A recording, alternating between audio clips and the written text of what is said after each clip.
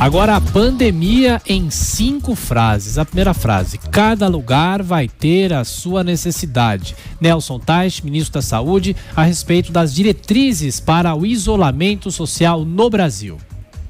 Isso é o óbvio, né? E uma mudança salutar em relação àquela postura anterior que eu vinha criticando muito aqui no jornal, de um tamanho único de sapato para todo um país com dimensão continental como o Brasil, com 5.500 municípios. Agora, mesmo assim, nós precisamos chegar num estágio mais avançado e começar a questionar essa ciência, entre aspas, que garante que o lockdown e que o isolamento radical são as únicas alternativas. Cada vez tem mais gente questionando isso.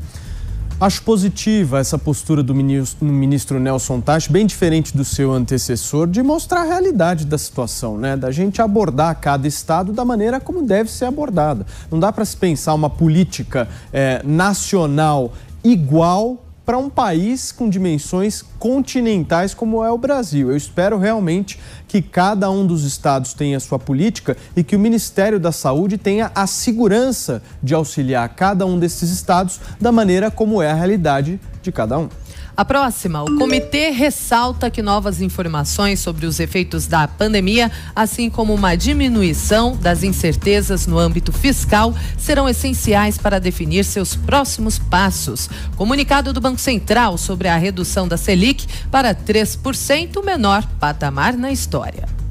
Pois é, tempos difíceis de pandemia, medidas drásticas, desde que emergenciais e temporárias.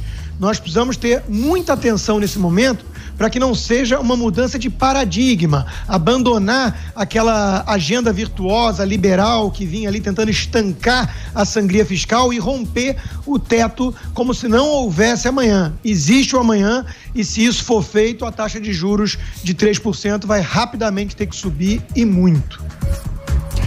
A próxima frase: a gente estuda a possibilidade de retorno do rodízio, entre outras.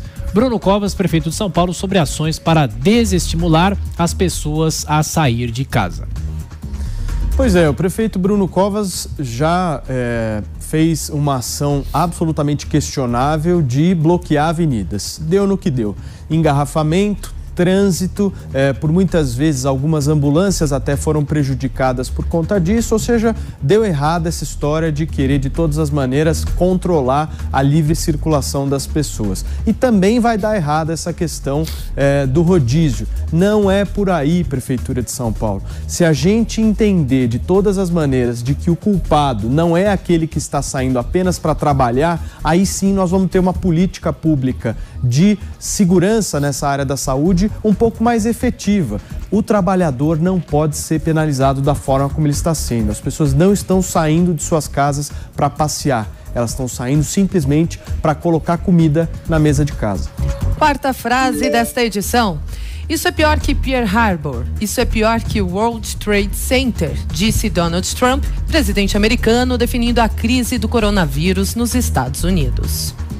Olha, a escolha dos exemplos por parte do presidente americano são simbólicas e interessantes, porque afinal de contas estamos lidando com uma pandemia. Faria mais sentido, lógico, comparar com temporadas normais de gripe e tudo mais. Ele está comparando com eventos de guerra.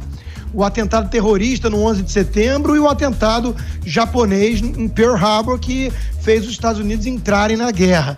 Isso aí é simbólico pelo seguinte: o presidente americano Donald Trump e o seu secretário de Segurança de Estado, o Mike Pompeo, tem intensificado o tom em relação à ditadura comunista chinesa, como responsável direto pelo vírus. Isso aí pode ter consequências geopolíticas graves à frente.